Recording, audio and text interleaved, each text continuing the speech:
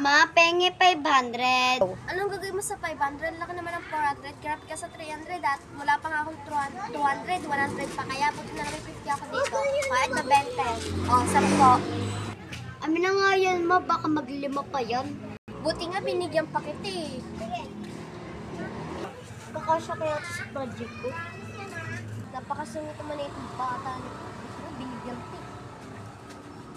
Pabili po, Rose. Ay, sige, wait lang. 10 pesos. Sige po. Ito na, be. Yan Thank na. you po. Ako na bayad mo. Wait lang, be. Hoy, yung bayad mo, bata ka! Oh.